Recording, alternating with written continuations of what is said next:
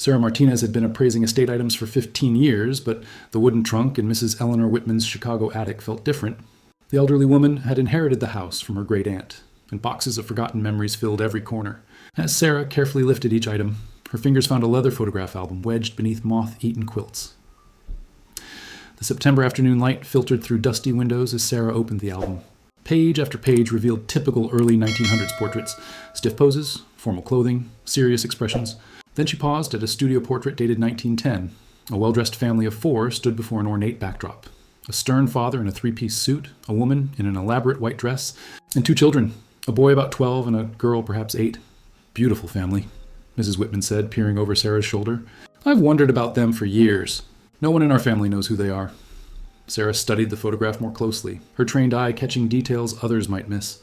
The father's pose was formal, his left hand resting on his son's shoulder, but his right hand, something was clutched tightly in his fingers, partially concealed by the folds of his jacket. Mrs. Whitman, Sarah said slowly, do you have a magnifying glass? The old woman shuffled away and returned with a small lens. Sarah positioned it over the photograph, focusing on the father's concealed hand. What she saw made her breath catch. It wasn't a typical pocket watch or handkerchief. It appeared to be a small leather wallet or document case, and barely visible at its edge was what looked like the corner of an official seal or stamp. I think we need to examine this more carefully, Sarah whispered, her pulse quickening with the thrill of discovery. Something about the way the father gripped that object suggested it was far more important than it appeared. Dr. James Harrison, a photography historian at Northwestern University, adjusted his high-powered microscope for the 3rd time. Sarah had brought the photograph to his lab the next morning, unable to shake the feeling that the father's concealed object held significance. The photograph itself is authentic, Dr. Harrison confirmed, examining the paper and chemical composition.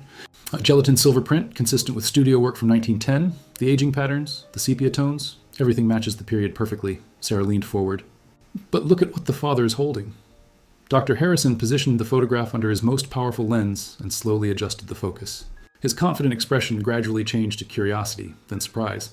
This is quite remarkable. The object in the father's hand was clearly visible now, a small leather document holder, and protruding from its edge was an official government seal. But more intriguing were the barely visible letters that could be made out. Depth of, and what appeared to be, justice. A Department of Justice document in 1910? Sarah asked, confused. That's what's strange, Dr. Harrison said, adjusting the focus again. The Department of Justice wasn't established until 1870, but it was quite small then. This seal looks more official, more established. And see here? He pointed to additional markings. There are what appear to be case numbers and dates. Dr. Harrison sat back in his chair, removing his glasses to clean them thoughtfully. Sarah, this man appears to be holding federal law enforcement documentation. In 1910, that would have been extremely unusual for a family portrait. Most people would never have contact with federal authorities. Sarah felt a chill run down her spine. The pleasant family portrait had transformed into something far more mysterious. What kind of case would require federal involvement in 1910? Something serious, Dr. Harrison replied grimly. Something worth hiding in a family photograph. 3 days later, Sarah found herself in the basement archives of the Chicago Historical Society, surrounded by ledgers, city directories, and newspaper collections. Dr. Harrison had connected her with Maria Santos, the Society's lead researcher, who specialized in early 20th century Chicago families. Studio portraits like this were expensive, Maria explained, pulling out a thick directory. Only well-established families could afford formal photography sessions. The clothing and backdrop suggest this was taken at one of the premier studios downtown. Maria's fingers traced through pages of faded listings. Oh, here. Blackstone Photography Studio, operated by William Blackstone from 1908 to 1915. Located on State Street, they were known for their quality work with Chicago's wealthy families. Sarah studied the photograph again. The father's clothing suggested prosperity. A tailored suit, gold watch chain, polished shoes. Is there any way to identify the family? We can try cross-referencing with city records. The children's ages, the style of dress, even the studio's customer logs if they survived. Maria pulled out another ledger. Blackstone kept meticulous records. Let's see what 1910 brings us. Hours passed as they combed through entries. Finally, Maria stopped at a page dated October 15th, 1910. Portrait session, family of 4, Mr. Thomas Brennan, wife Catherine, son Michael, daughter Rose. Residence 1247 Prairie Avenue. Sarah's heart raced. Prairie Avenue was where Chicago's elite lived. The Armours, the Fields, the Pullmans. Maria was already reaching for another volume. Let's see what we can find about Thomas Brennan. As she opened the city directory, both women noticed something troubling. The page containing Brennan's listing showed signs of tampering, careful erasures and overwritten entries that suggested someone had tried to alter the records. Someone, Maria said quietly, tried very hard to hide this family's true story. The next morning brought unseasonably cold October weather as Sarah stood outside 1247 Prairie Avenue. The grand mansion had been demolished decades ago, replaced by a small park. But Mrs. Chen, the elderly woman who ran the nearby corner store, had lived in the neighborhood for 60 years. Oh yes, I remember stories about that house, Mrs. Chen said, wrapping her cardigan tighter against the wind. My grandmother used to work as a seamstress for the wealthy families. She mentioned the Brennan family, said something terrible happened there one winter. Sarah felt her pulse quicken. Terrible? What do you mean? Oh, there was a scandal. Federal marshals came to the house, arrested Mr. Brennan. My grandmother said the whole neighborhood was talking about it. Something to do with his business dealings, but nobody knew the details. Sarah thanked Mrs. Chen and walked to the Chicago Public Library's main branch. The newspaper archives yielded intriguing fragments. She found a small item in the Chicago Tribune dated November 28, 1910. Prairie Avenue businessman arrested. Federal marshals yesterday arrested prominent businessman Thomas Brennan on charges related to ongoing federal investigation. Mr. Brennan's lumber and shipping operations have come under scrutiny. Family members were not available for comment. But then, strangely, the story disappeared from subsequent editions. No follow-up articles, no trial coverage, no resolution, as if Thomas Brennan had been deliberately erased from public record. Sarah photographed the article with her phone and continued searching. In the business section from early 1910, she found mentions of Brennan's company winning several large government contracts for lumber shipments to various federal projects. The document in his hand suddenly seemed more significant. What kind of federal case had Thomas Brennan been involved in? And why had his arrest been covered up? Dr. Harrison's office felt cramped with the addition of Maria Santos and Detective Ray Kowalski, a retired Chicago PD investigator who specialized in cold cases. Sarah had contacted him after discovering that police records from the Brennan case had been sealed. Federal cases in 1910 weren't common, Detective Kowalski explained, studying copies of the old police files. Most crime was handled locally. But when federal marshals got involved, it usually meant something big: mail fraud, interstate commerce violations, or government contract irregularities. He pointed to a notation in faded ink. See this? Case transferred to U.S. Attorney's Office. That suggests serious federal charges. Dr. Harrison had been conducting his own research. I found records of Thomas Brennan's business operations. He owned Brennan Timber Company, which supplied lumber for federal construction projects across the Midwest. Sarah leaned forward. What kind of projects? Post offices, federal buildings, military installations? His company had exclusive contracts worth hundreds of thousands of dollars. Enormous money in 1910. Maria had been quietly reviewing business records from the era. I found something troubling. Several of Brennan's government contracts were awarded under suspicious circumstances. She spread out photocopied documents. He consistently underbid established competitors by enormous margins. His timber was shipped from remote locations in Minnesota and Wisconsin, but the quality certifications don't match the typical standards. Detective Kowalski studied the shipping records. Well, this looks like he might have been substituting inferior wood for what the government was paying for. If federal buildings or military installations were compromised because of substandard materials. The room fell silent as the implications sank in. Sarah pulled out the photograph once more, staring at the document in Thomas Brennan's hand. What if he was holding evidence? Proof of what he'd done? Or, Dr. Harrison added grimly, proof of who else was involved. The Cook County Courthouse archives felt imposing as Sarah and Dr. Harrison made their way through the dusty basement storage rooms. Maria had arranged for them to meet with retired court clerk Harold Morrison, who had spent 40 years managing federal case files and had an encyclopedic memory of unusual cases. The Brennan case was legendary among court staff, Mr. Morrison explained as he led them to a restricted file room. It was sealed so quickly that most people forgot it ever existed. He placed several thick folders on the table. Well, what you're about to see was supposed to be destroyed decades ago. I kept copies because something about the whole situation never sat right with me. Sarah opened the first folder and gasped. The documents revealed a massive conspiracy involving government officials, contractors, and businessmen who had been systematically defrauding federal construction projects across multiple states. Brennan wasn't the mastermind, Mr. Morrison continued. He was recruited by federal officials who were taking bribes to award contracts to specific companies. The substandard lumber was just one part of a much larger scheme. Dr. Harrison studied a particularly damaging memo. This shows that several federal buildings and military installations were built with compromised materials. Some of these structures housed hundreds of people. Well, that's not the worst part, Mr. Morrison said, lowering his voice. When Brennan realized the scope of what he'd gotten involved in, he started documenting everything. Names, dates, payments, locations of compromised buildings. Sarah found a handwritten note in Brennan's careful script. They've promised me clemency in exchange for my silence. But I cannot remain quiet, knowing that people's lives are at risk. I have compiled complete evidence and hidden it safely. If anything happens to my family, the truth must come out. The document in the photograph, Sarah realized. He was holding proof of the entire conspiracy. Brennan was scheduled to testify before a federal grand jury, Mr. Morrison explained. But the night before his testimony, he died in his jail cell, officially listed as suicide, but the circumstances were highly suspicious. And his family? Dr. Harrison asked. Disappeared immediately after his death? The house was sold, their belongings scattered. It was as if the Brennan family had never existed. Back in Chicago, Detective Kowalski had made disturbing discoveries through his federal law enforcement contacts. The Brennan case had been part of a larger pattern of corruption that reached the highest levels of government. It wasn't just lumber, Kowalski explained as they gathered again in Dr. Harrison's office. Steel, concrete, electrical work, the entire federal construction program was compromised. Buildings that were supposed to last generations were falling apart within years. Sarah studied the declassified documents Kowalski had obtained. How many people were involved? The conspiracy included congressmen, federal judges, military officials, and dozens of contractors across the country.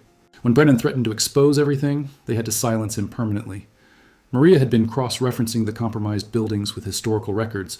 At least 12 federal structures collapsed or suffered. Major failures between 1912 and 1920. Hundreds of people were injured or killed. Dr. Harrison had been re-examining the photograph under different conditions. Look at this, he said, adjusting a specialized light. There are additional markings on the document Brennan is holding, numbers that only show up under specific lighting. The numbers revealed what appeared to be coordinates and a date. In 42-451, 87-687, Nov 15, 1910. Sarah quickly entered the coordinates into her phone. Those point to a location in Lincoln Park, near the lakefront. November 15th, 1910, Maria noted. That's exactly 2 weeks before Brennan was arrested. Kowalski was already gathering his coat. Lincoln Park had several large oak trees that were popular hiding spots during Prohibition. If Brennan hid evidence there... Sarah felt a mixture of excitement and dread. After more than a century, they were about to follow Thomas Brennan's final clue. The photograph had transformed from a simple family portrait into a treasure map, pointing toward evidence that powerful people had killed to keep buried. The document in Brennan's hand no longer seemed like a simple piece of paper. It was proof of a conspiracy that had cost countless lives. The ancient oak tree in Lincoln Park stood majestically against the gray November sky. According to city records, the tree had been there since before Chicago's incorporation, making it old enough to have witnessed Thomas Brennan's final desperate act in 1910. Sarah, Dr. Harrison, Maria, and Detective Kowalski followed the coordinates to a specific spot near the tree's massive trunk. The area had been transformed over the decades. What was once secluded, Parkland was now surrounded by jogging paths and park benches. According to historical maps, this area was much more isolated in 1910, Maria said, checking her tablet against old surveys. Brennan could have worked here unobserved. Kowalski's trained eye noticed something unusual about the base of the tree. Look at this scarring on the bark. It's old, but it's not natural growth pattern. Closer examination revealed that someone had carefully carved a small recess into the tree's trunk, then allowed the bark to grow over it partially. Inside the hidden compartment, wrapped in oiled leather and remarkably preserved, was a metal document tube. Sarah's hands trembled as she carefully opened the tube. Inside were dozens of documents, contracts, correspondence, photographs of substandard building materials, and detailed financial records showing payments to government officials. My God, Dr. Harrison whispered, examining a letter. This is correspondence between Brennan and Senator William Harrison about falsifying inspection reports. Maria discovered photographs showing federal buildings with visible structural damage. These images proved the buildings were already failing while they were still under construction. But most remarkable was Brennan's final letter, addressed to future investigators. I know they will kill me to protect their secret, but I cannot let innocent people die in buildings I helped compromise. This evidence proves that dozens of federal officials accepted bribes to approve substandard construction materials. Military barracks, post offices, courthouses, all built with materials that will fail catastrophically. I have made copies of all documents and hidden them in locations known only to my family. The photograph will guide those who come after to find the truth. My children know where to look, but they must never return to Chicago while these men still hold power. Sarah realized they had found not just evidence of corruption, but proof that Thomas Brennan had died a hero's death, sacrificing himself to expose a conspiracy that threatened thousands of lives. The final piece of the puzzle came from an unexpected source. Mrs. Eleanor Whitman called Sarah that evening, her voice shaking with excitement. I found something else in the attic. Letters addressed to future generations of my family. They gathered at Mrs. Whitman's house, where she produced a bundle of correspondence that had been hidden inside the photograph album's binding. The letters, written in Thomas Brennan's careful handwriting and signed by his wife Catherine, revealed the family's escape plan. Thomas knew they would kill him, Catherine Brennan had written. But before his arrest, he gave me detailed instructions on how to preserve his evidence and protect our children. We staged our own disappearance after his death, changing our names and moving west to California.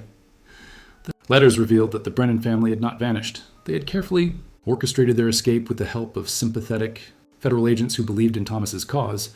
Catherine and the children had lived under assumed identities, waiting for the day when the corruption would be exposed. We became the Morrison family, Catherine's letter continued.